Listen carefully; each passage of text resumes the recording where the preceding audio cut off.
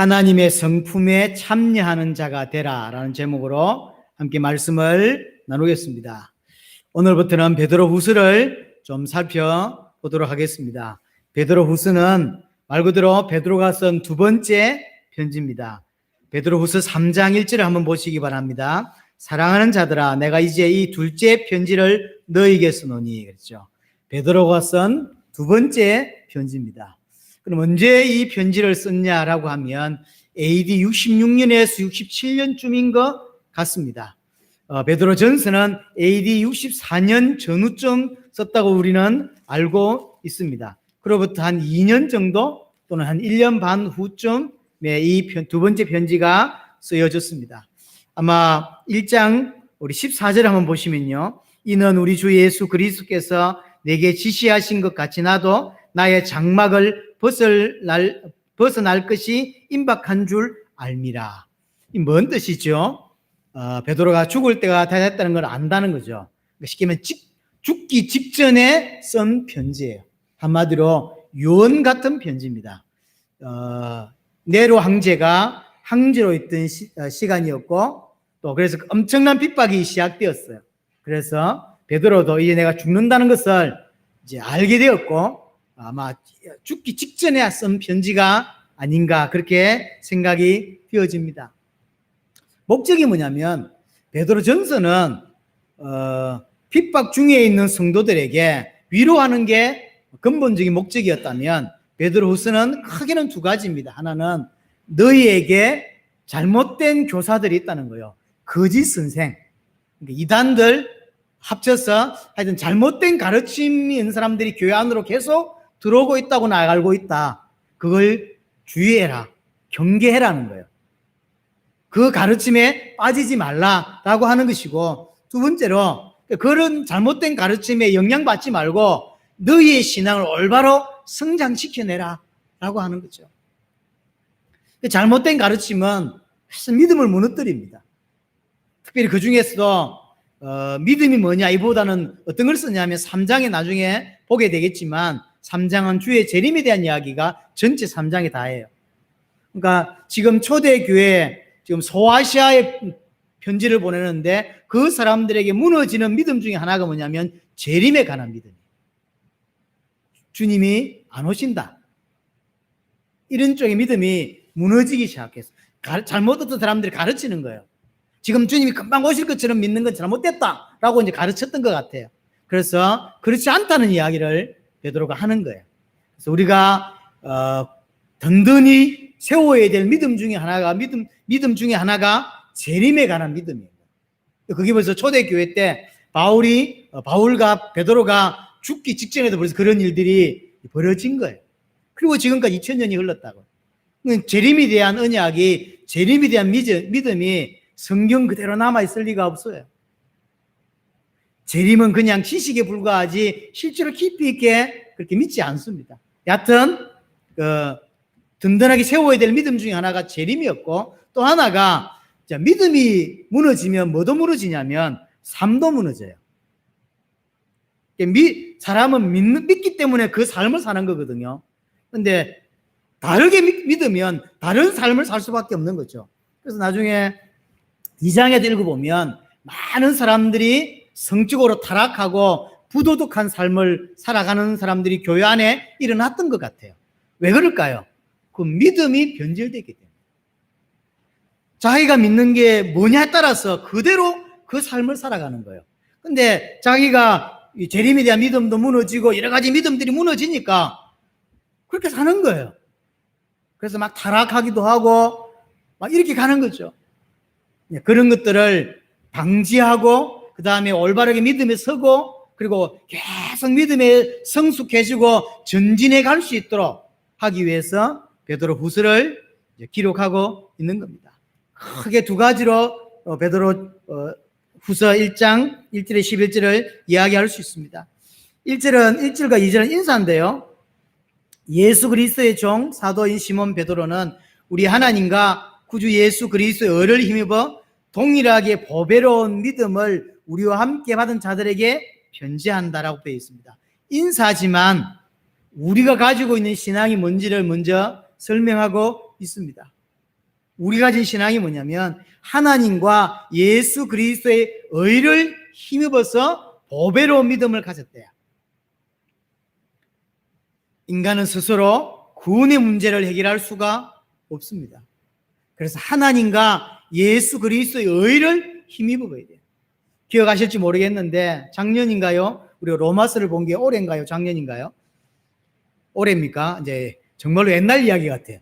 한 몇 년 전에 로마서를 본 것 같아요, 지금. 로마서 3장을 보시면 3장 10절에 의인은 없나니 하나도 없다. 11절에 그래서 하나님을 찾는 자가 없고 말씀을 깨닫는 자가 없다. 그렇게 표현을 했어요. 그래서 19절에 뭐라고 표현하냐면 그래서 모두가 하나님의 심판 아래 있을 수밖에 없고 심판을 받을 수밖에 없고 23절에 모든 사람이 죄인이다 라고 표현해요. 이 말은 무슨 말입니까? 인간은 스스로 하나님을 만날 수 없고 인간은 스스로 자신의 구원 문제를 해결할 수가 없다는 거예요. 그러면서 바울이 뭐라고 쓰냐면 로마서 3장에 율법 외에 하나님의 한 의가 나타났다는 거예요. 그게 뭐냐면 예수 그리스도를 믿음으로 구원받는 의라는 거예요. 그래서 바울이 사람들이 묻겠죠. 아니 어떻게 예수를 믿음으로 구원받냐라고 물을 것 같아서 바울이 바로 이야기합니다. 그것은 왜 그럴 수 있냐면 로마서 3장 23절에 그리스도 예수 안에 있는 성령으로 말미암아 그렇게 된다라고 표현하는 거예요. 쉽게 말하면 예수 그리스도께서 대신 죄값을 치렀다는 거예요. 예수 그리스도께서 십자가에서 대신 죄 문제를 끝내셨다는 거죠. 성령에 주셨기 때문에 우리는 믿으면 될 수 있도록 그렇게 새로운 의가 하나님의 의가 우리에게 왔다 이렇게 표현을 합니다. 그리스도의 피는 모든 인류의 모든 죄를 단번에 영원히 온전케 할 수 있습니다. 그래서 우리는 구원 문제를 해결할 수 없는데 하나님께서 새로운 의를 허락하신 거예요. 새로운 의를 허락하셨다는 거죠. 예수를 그리스도로 믿음으로 구원받는 의라는 거죠. 그때 우리에게 보배로운 믿음이 왔다는 거죠. 왜 보배로운 믿음일까요? 믿음이 우리에게 구원을 줘요. 어떤 것도 우리에게 구원을 줄 수 없습니다. 이 땅에 존재하는 어떤 것도 우리에게 구원을 줄 수 없어요. 믿음만이 우리를 구원을 가져다 주고 천국을 가져다 줄 수 있어요. 그러니까 사실은 가치로 따지자면 가장 가치 있는 게 믿음이라는 거죠. 믿음만큼 소중한 게 없습니다. 믿음에 따라서 삶이 바뀌고 믿음에 따라서 인생이 달라지고 믿음에 따라서 헌신이 달라지고 믿음에 따라서 모든 것이 달라져요. 구원으로부터 시작해서 모든 것이 믿기 때문에 하나님의 자녀가 되었고 믿기 때문에 세상을 이길 수 있고요.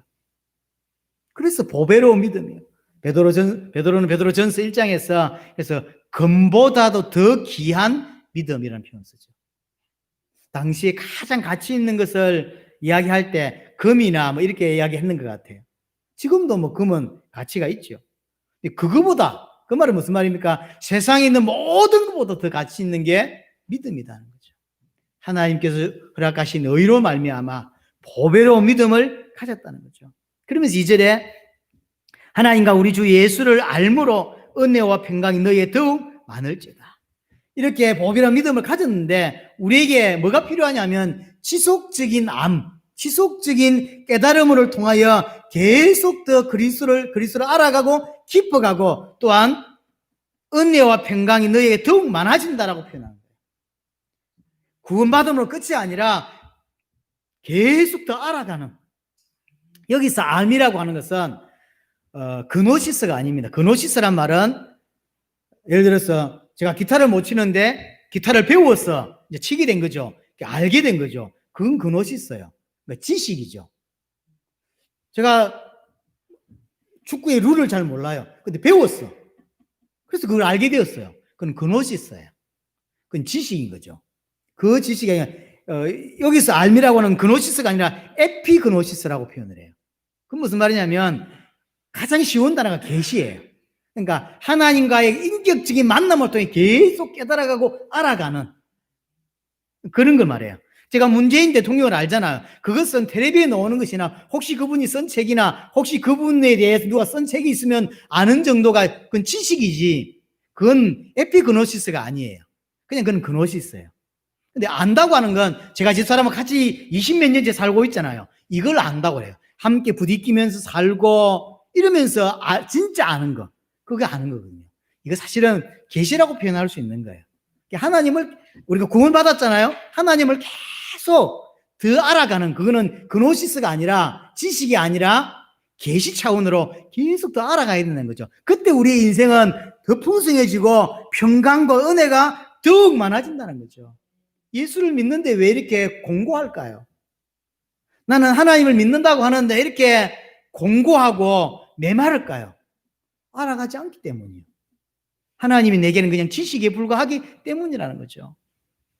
자, 그래놓고 이제 본론을 이야기합니다. 3절부터. 한 절에 한 절이 참 의미가 있습니다. 자, 이 3절부터는 본론 이야기인데, 그렇게 보배로운 믿음을 가졌습니다, 우리가. 그리고 믿을 때 하나님께서 뭘 주셨는지를 설명합니다. 3절입니다. 그의 신기한 능력으로 생명과 경건에 속한 모든 것을 우리에게 주셨다라고 표현했어요.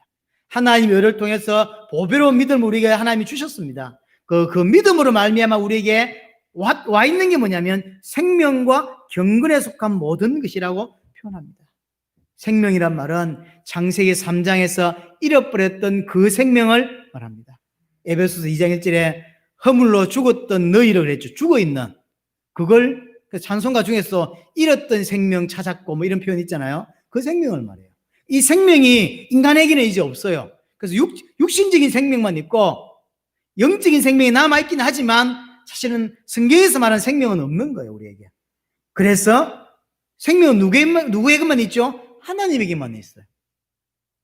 그래서 요한복음 1장 4절에 보면 그리스도를 설명하면서 그 안에 생명이 있었으니라고 했죠. 그리스도가 생명이에요. 그래서 우리를 그리스도와 접붙임으로 우리가 그리스도를 믿음으로 내게 다시 하나님의 형상이 회복되고 하나님의 생명을 가지게 되는 거예요. 그 생명을 말해요. 믿을 때 생명이 왔다는 거예요. 요한복음 5장 24절에 표현한 대로 내 말을 듣는 자는 생명을 얻었고 그러죠. 예수 생명을 말해. 사망에서 사망에서 생명으로 옮겨졌다 그랬잖아요. 그 생명. 하나님의 생명을 우리가 받았다는 것이고 또 하나가 경건에 속한 모든 것이라고 표현했습니다. 경건이라고 하는 것은 생명 가진 자가 하나님 앞에서 올바르게 살아가는 모습이에요. 하나님을 존경하고 하나님을 경외하는 자의 모습, 그게 경건인 거죠.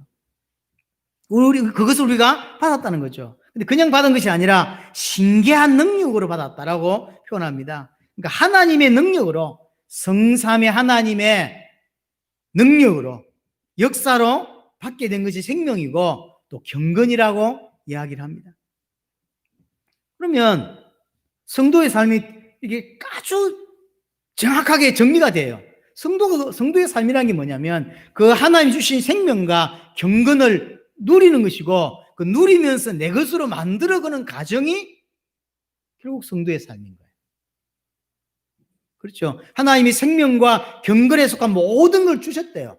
주셨지만 지난주 표현한 대로 가졌지만 실제 내 것이 안 된 상태가 많이 있는 거예요. 그래서 성도의 삶이 뭐냐면 내 것이 안 된 그 삶, 내 것이지만 내 것이 안 된 그 삶을 실제로 내 것으로 만들어가는 과정이 이 땅에서의 성도의 삶이라는 거예요. 그래서 성경은요 계속 성장해라 또는 성숙해져라 이런 표현들이 굉장히 많습니다. 옛 사람을 벗어버리라, 새 사람을 입어라. 골로새서에서는 지식에까지 새롭게 되어라고 이야기하거든. 지식에까지 새롭게 된다는 무슨 말입니까? 완전히 바뀌어야 된다는 거예요.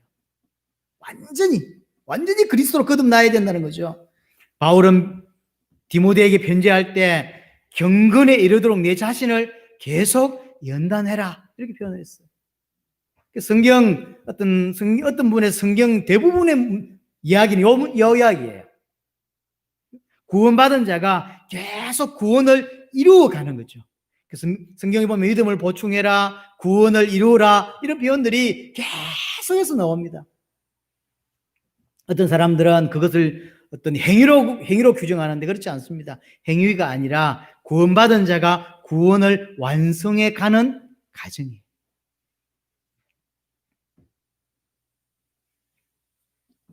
그것이 어떻게 하면 그렇게 갈 수 있냐 하고 올 때 또 이야기합니다. 3절에 보세요. 마지막 부분에 우리를 부르신 이를 알므로 말미암느니라. 이 아니라 말은 아까 2절에 말했던 알마고 같은 거예요.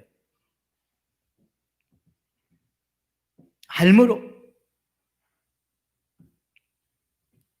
에피그노시스인 거죠. 정말로 그리스도를 계속 알아가는 거죠. 우리의 삶은 그리스도를 계속 알아가는 삶이어야 합니다. 그냥 주일이기 때문에 교회 오고 나머지는 의식도 하지 못하고 평일에는 전혀 기도도 하지 못하고 찬양 한번 하지 못하고 그냥 살다가 오는 그런 신앙이 우리가 아니라 우리의 삶은 구원을 받고 출발된 거예요. 출발되어져서 그 과정을 계속 이렇게 성장해 가는 과정, 그것이 우리의 삶이라는 거죠. 이렇게 이제 계속 성장의 과정을 살아가는 성도에게 하나님이 엄청난 약속 하나를 주십니다. 그게 4절이에요. 이로써 그 보배롭고 지극히 큰 약속을 우리에게 주사 그랬습니다. 보배롭고 지극히 큰 약속. 계속 성장하면서 하나님에게 주신 생명과 그 경건을 나의 것으로 만들어가는 그 사람들에게 주신 약속입니다. 보배롭고 큰 약속이라고 말했어요. 뭔 뜻일까요?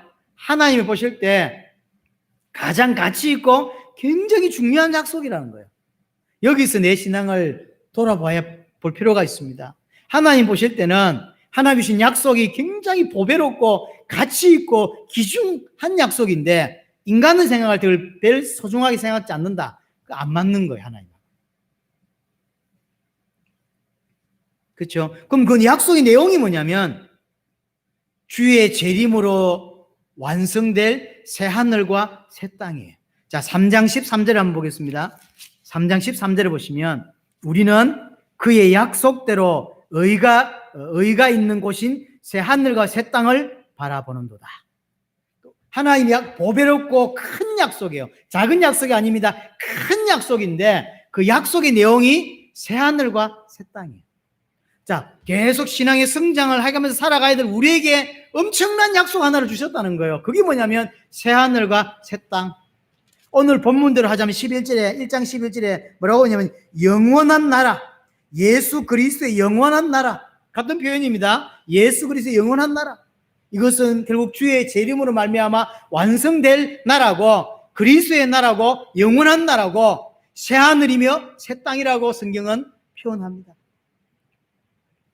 자, 그래서요, 성도가 살아가는 삶과 하나님이 약속한 새 하늘과 새 땅은 무관하지 않아요. 여기서 중요한 겁니다. 우리가 지금 구원을 받았습니다. 그래서 구원받아서 계속 이제 이렇게 신앙생활을 합니다. 이것과 이 가정과 하나님이 약속한 새 하늘과 새 땅이 무관하지 않아요. 이게 연결이 되는 거예요. 뚝뚝 떨어지면 안 됩니다. 무슨 말이냐면 구원으로 시작했죠. 그것이 성장하고 성숙하고 계속 그분을 닮아가는 삶들을 계속 살아갑니다. 그래서 결국은 새 하늘과 새 땅으로 우리가 이제 들어가게 되는 거죠. 새 하늘과 새 땅으로 들어갈 때 어떤 모습이어야 되냐면 디모데전서 4장 6절에 보니까요, 그리스도 앞에 섰을 때 흠 없는 자로 책망을 받을 것이 없는 자로 선다 그랬어요. 이해됩니까? 구원으로 출발되어졌습니다. 그래서 우리는 살아가고 있고요. 하나님은 새 하늘과 새 땅을 약속하셨어요. 이게 엄청난 약속이라는 거죠. 큰 약속이에요. 근데 이게 들어갈 때는 우리의 모습이 어찌해야 되냐면 어떤 모습으로 들어갈 수가 있냐면 흠 없고 점 없는 모습으로 그리스도 앞에 선다고 표현했어요. 그러면 죽기까지 우리는 뭘 완성해 가야 되냐면 점 없고 흠 없는 곳으로 계속 성장해 가야 되는 거예요. 개판으로 살다가 지 마음대로 살다가 지 하고 싶은 대로 살다가 득득 죽어서 천국 들어가고 아니라니까요. 절대 그렇지 않습니다.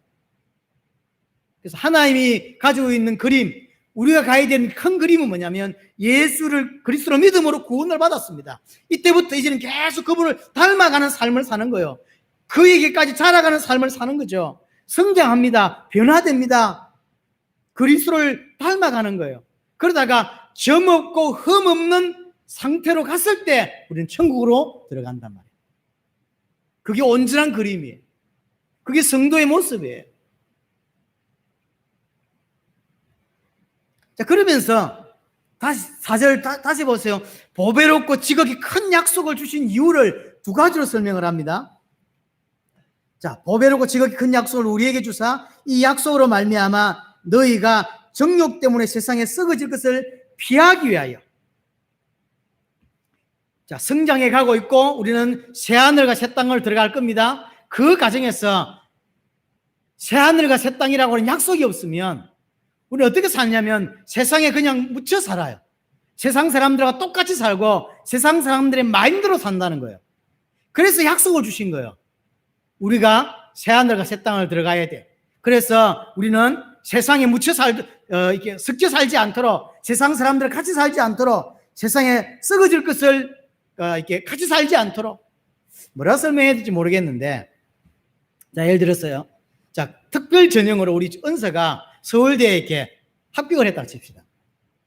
합격은 축하할 일이지만 서울대에 들어가서 공부를 하는데 못 따라가면 어찌 되죠?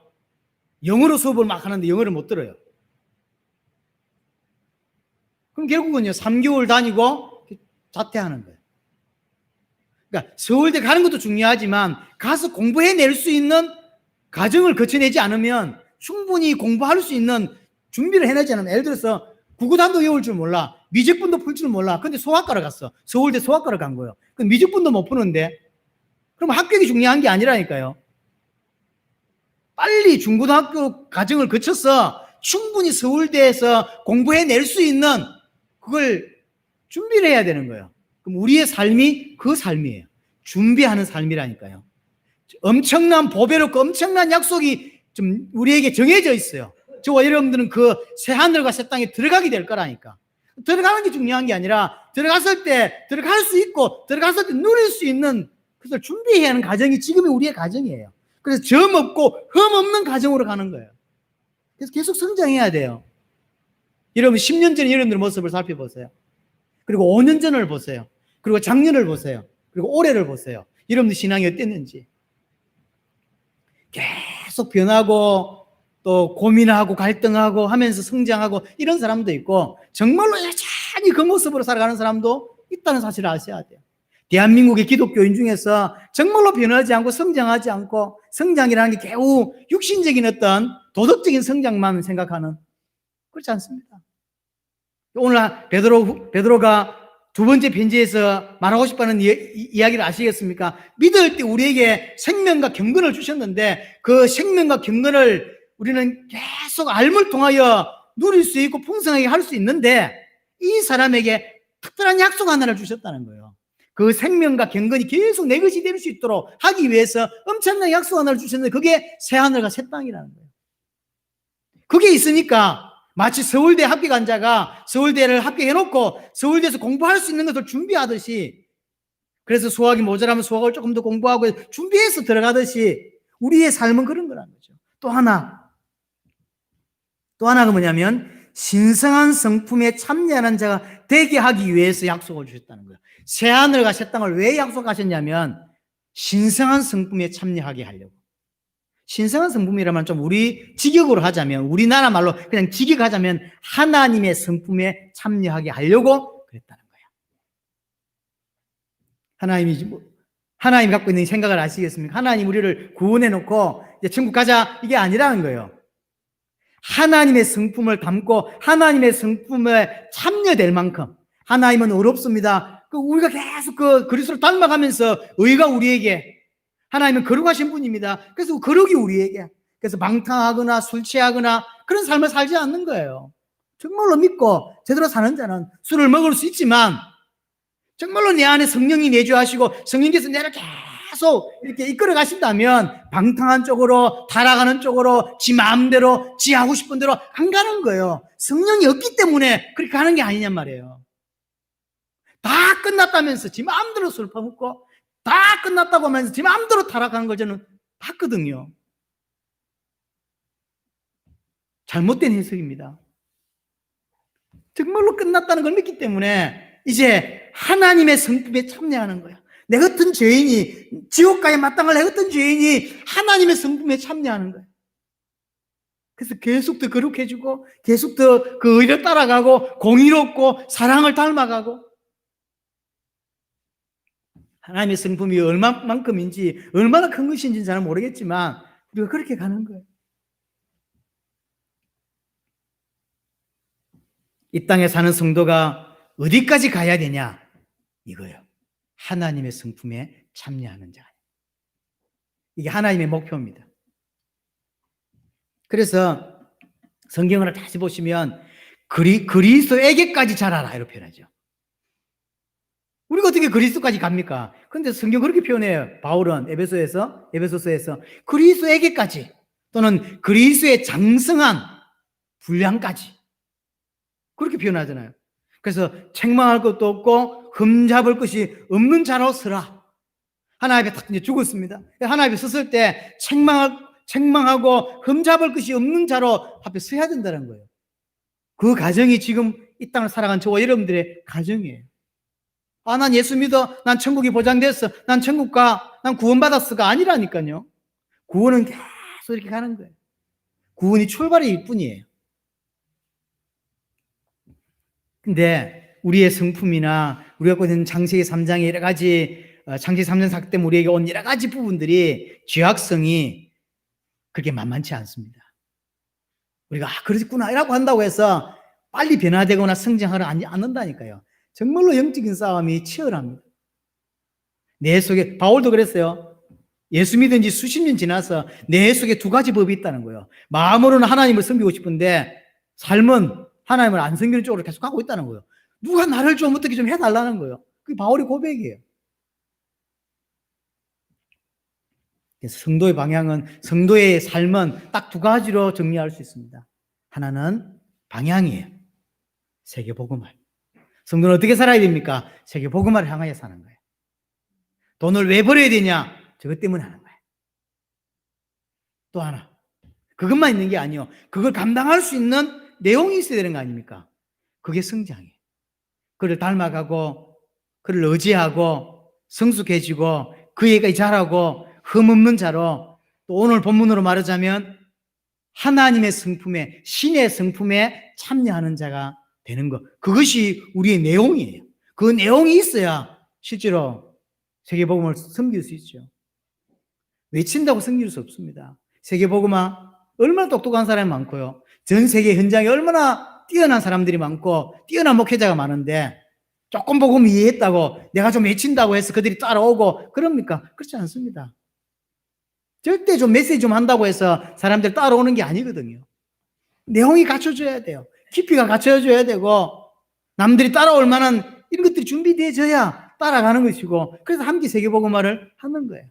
우리는 두 가지를 항상 명심해야 돼요. 방향과 내용이. 자, 5절부터 마지막 11절까지는 그래서 하나님의 성품에 참여하라고 이야기했는데, 참여하는 자가 되라고 이야기했는데, 그것을 힘쓰라고 이야기하는 게 5절부터 11절이 5절입니다. 그러므로 너희는 더욱 힘써 그랬죠. 더욱 10절에도 그러므로 형제들아 더욱 힘써 그랬죠. 더욱 힘써라는 거예요. 하나님의 성품에 참여하는 자로 하나님 우리를 부르셨는데 그걸 그냥 가만히 있지 말고 더욱 힘써라고 이야기하는 거죠. 더욱 힘써라. 그래서 5절에 너희가 더욱 힘써 너희 믿음의 덕의 지식을, 이런 표현을 합니다. 가장 기본은 믿음입니다. 믿음 위에 중요한 덕목을 계속 더하라는 거죠. 믿음이 모든 것의 바탕입니다. 만약에 믿음이 없다면 이런 덕목을 더해본들 아무 의미가 없습니다. 믿음이 없는데 이런 덕목을 더하는 것은 도 닦는 거죠. 저렇게 산에 올라가서 혼자 이상한 자세 취해놓고 도 닦는 거와 똑같은 거예요. 하나님이 그걸 말하는 게 아니에요. 믿음 위에, 정말로 예수를 그리스도로 믿는 중요한 믿음 위에 이제 이런 것들을 좀 덕목을 더해가라는 거죠. 그게 첫 번째가 덕이었습니다. 우리가 잘 아는 그냥 덕이에요. 저 사람 참 덕장이다 이런 표현을 쓰잖아요. 저 사람 참 덕이 많다 이런 표현을 쓰잖아요. 그 덕이에요. 그러니까 존경받을 만한, 사람들을 아우를 수 있는 이런 존경받을 만한 걸 보고 덕이라고 표현합니다. 믿음에 덕을 더하고 그 덕에 지식을 더하고, 그 지식이란 말은 아까 말했던 에피그노시스가 아닌 그냥 그노시스예요. 배워서 아는 거. 그러니까 하나님이 계시하시는데 제대로 믿으려면 알아야 믿죠. 그래서 성경을 통해서 하나님을 배워야 돼요. 성경에서 하나님께서 어떻게 표현되고 있는지를 배워야 되고, 그리스도를 배워야 되고, 성경을 배워야 됩니다. 배우지 않는데 어떻게 아냐고요. 그래서 이 지식도 필요한 거예요. 덕에 지식을 더하라고 합니다. 여러분들 하나님을 더 알아가는, 또 성령님을 알아가는, 또 믿음의 내용을 알아가는 이런 것들을 소홀히 하면 안 돼요. 믿음은 계시로 되는 것이고 우리의 성경은 계시로 되는 거기 때문에 지식은 필요 없어. 성경 안 읽어도 돼. 주일날 목사님 메시지만 잘 들으면 돼. 그렇지 않습니다. 가장 근원은 제 메시지가 아니에요. 교회에서 여러분들이 전달하는 목사가 하는 메시지가 아닙니다. 가장 기본은 성경입니다. 성경을 같이 알아가고 배워가고, 그런 중에 주의 종을 통해서 메시지를 주시고 그 메시지를 가지고 또 일주일 살고 또 하루를 살고 그렇게 하는 거예요. 그래서 내 스스로가 말씀을 사모하고 성경을 읽고 배우고 하는 것이 없으면 절대로 하나님을 깊이 있게 알 수가 없어요. 그렇죠? 자, 한국에서 태어나 태권도를 잘 알잖아요. 그럼 이제 해외 나가면 태권도 했다는 거, 한국 사람도 태권도 잘한다는 걸 알아요. 가끔 해외 나가보면요, 태권도장도 있습니다, 해외에. 우리는 태권도를 잘하는 줄 알아요. 저는 군에서 태권도 일단을 땄어요. 그래서 합니다, 태권도. 근데 군에서 태권도 일단 딴 거하고 태권도장에 가가지고 태권도 5단이 된 거하고는 같나요? 자세가 다르고 여러 가지가 달라요. 다를 수밖에 없어요. 그런 말이에요. 그러니까 하나님에 대해서 그냥 이렇게 해서 듣기만 하지 말고 정확하게 배워서 알아라는 거죠. 알고 있을 때 계시되는 것이고, 알고 말씀을 들을 때 하나님 역사하시는 것이지, 생짜배기로 아무것도 배우지 않고 아무것도 고민하지 않고 아무것도 알고 있지 않은데 하나님이 성령으로 역사하시고, 그렇지 않습니다. 그래서 배우는 것들이 필요하고요. 그게 절제를, 너무 이렇게 자기 마음대로 하는 게 아닌 절제가, 또는 절제의 인내가, 인내의 경건이, 또 경건의 형제 우애가, 형제 우애의 사랑이, 이런 베드로는 지금 전체 믿음으로 시작해서 8가지만 이야기했지만 왜 이것뿐이겠습니까? 그러니까 계속 생명과 경건에 속한 모든 것을 가지고 받았는데, 우리는 새하늘과 새 땅을 가는데 가는 과정 속에서 계속 이것을 더하라는 거죠. 자, 8절을 보겠습니다. 이런 것이 너에게 있어 흡족한즉 너희로 우리 주 예수 그리스도를 알기에 게으르지 않고 열매 없는 자가 되지 않게 하려니와. 이런 것에 게으르지 말라고 합니다. 예수 그리스도를 알아가고 중요한 덕목을 내 것으로 만들고 그것을 더해서 계속 성장해 가는 것에 게으르지 마라. 게으르지 마라. 그래서 열매 없는 자가 되지 마라. 이 말은 무슨 말이죠? 열매 있는 자가 되라는 거죠.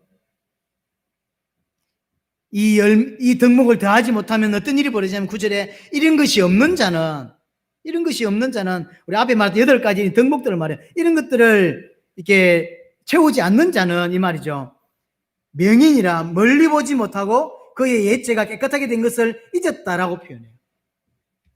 명인이라 그래요. 그리스도를 계속 발견하지 못하겠죠. 또 멀리 보지 못한다 그랬어요. 땅의 끝만 보고 하늘의 소망은 보지 못하고 현실만 보고 내세의 영광은 보지 못하는 자가 되는 거예요. 안타깝죠. 자기는 구원을 받았는지 안 받았는지 우리는 모르겠지만, 알 수는 없지만 그냥 가만히 있으면 그리스도 계속 발견하지 못하고 맹인이 되는 거예요. 그래서 정말로 땅의 것만 볼 줄 알고 하늘의 것은 볼 줄 모르고 현실의 것만 볼 줄 알고 내세의 영광은 볼 줄 모르고 이런 자가 되는 거예요. 또 하나 9절에 보면 마지막에 옛죄가 깨끗하게 된 것을 잊은 자라는 거예요. 그렇게 하지 않는 자는 옛죄가 깨끗하게 된 것을 잊었다. 구원의 감격을 놓쳤다는 거예요. 우리가 엄청난 죄인이었어요. 지옥 가야 될 마땅한 죄인이었어요. 그런데 거기서 구원받았던 거예요. 그래서 구원의 감격이 있고요. 구원의 눈물이 있었어요. 시간이 많이 지나면서 이런 감격이 다 사라져 버린 거예요. 내가 옛날에 지었던 내 죄가 뭐였는지도 기억이 안 나고 원죄가 뭐였는지도 기억이 안 나고 내가 구원받은 것에 대해 감격도 안 생기고 뭐 이런 상태가 되어버렸다는 거예요.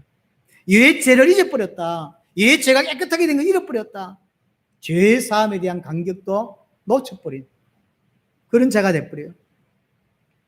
다른 말로 더 이상 십자가와 부활이 내 가슴을 뛰지 못하게 하는, 뛰지 않게 하는, 십자가와 부활이 내 가슴을요 뛰게 하지 못하는 거예요.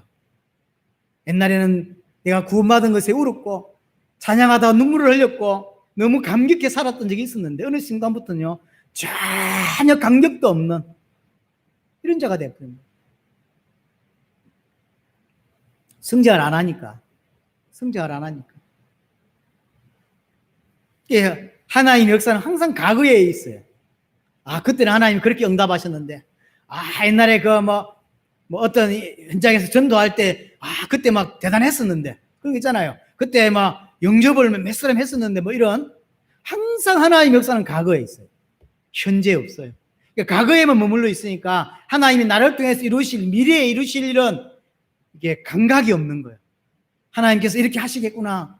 이런 것에 대한 기대감도 없고, 하나님 우리 교회를 사용하시겠구나. 하나님 나를 쓰시겠구나. 이런 것에 대해서 전혀 기대감이 없어요.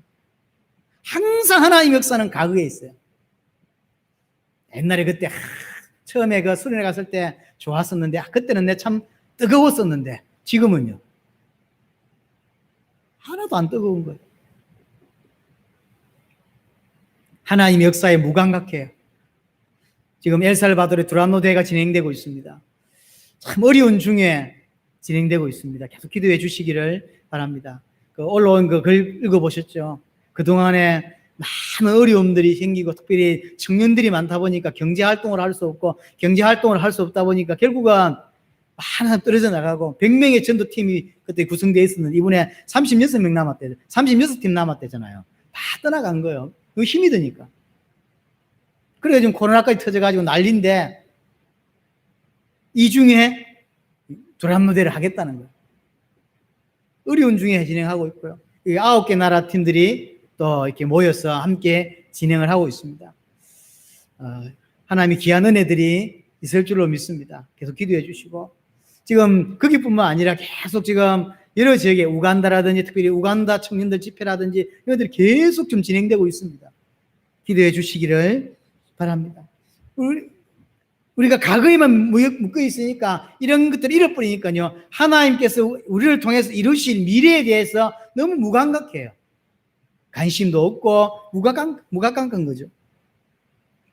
결론적으로 10절 11절입니다. 그래서 그러므로 형제들아 더욱 힘써라. 너의 부르심과 택하심을 굳게 해라. 너희 힘써서 굳게 하라는 거죠.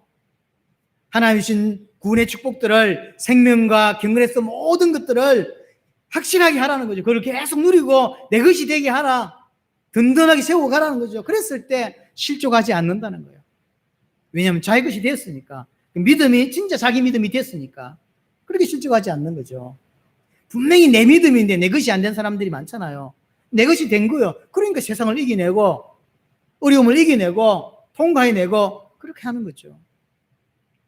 힘쓰라는 거죠. 그래서 11절의 마지막 결론적으로 우리 주 곧 구주 예수 그리스도의 영원한 나라에 들어감을 넉넉히 너에게 주시리라. 그 하나님의 나라에 넉넉히 들어가는 그런 은혜가 된다는 거죠. 변화된 모습으로 흠도 없고 점도 없는 이런 변화된 모습으로 영원한 하나님의 나라에 새하늘과 새 땅에 들어가게 된다라고 표현합니다. 자, 정리합니다. 크게 두 가지를 오늘 베드로후서 1장 1절에 11절에서 이야기합니다. 하나는 하나님의 성품에 참여하라는 거예요. 쉽게 말 다른 말로 계속 성장해 가라는 거죠. 그 성장을 두고 하나님 우리에게 특별한 약속을 주셨는데 그 약속이 새하늘과 새 땅이요. 그래서 성도의 삶과 새하늘과 새 땅인 그 약속은 연결이 되는 거예요. 그래서 뚝뚝 떨어져서 구원은 구원이고 천국은 천국이고 이게 아니라 우리의 삶이 계속 성장해 가서 결국은 흠도 없고 점도 없는 그런 모습으로 그리스도 앞에 서게 되고 그게 새하늘 가실 땅에 들어가게 된다는 거죠. 그래서 계속 성장해 가라. 왜 이야기를 했을까요? 거짓 선지자들이 계속 일어나니까. 거짓 교사들이 교회 안으로 계속 유입해 들어오는 거예요. 그래서 틀린 이야기를 계속 하는데 그게 사람들이 영향을 받는 거예요. 거기에 영향받지 말고 올바른 믿음을 가지고 계속 성장해 가라. 그리고 두 번째 이야기는 그 성장에 멈춰 있지 말고 힘쓰라는 거예요. 힘쓰라. 그래서 굳게 해라. 그렇게 이야기를 하는 것입니다. 우리에게 이 은혜가 사실은 필요합니다. 그래서 계속 성장해가고 하나님을 닮아가고 그리스도를 닮아가는. 그래서 이번 주간도 우리의 삶이 사실은 여러 힘든 일이 많지만 계속 그분을 의지하고 그분을 생각하고 그분을 따라가는, 그래서 닮아가는 우리의 모습으로 드러나는 은혜가 저 여러분들이 꼭 있게 되기를 바랍니다.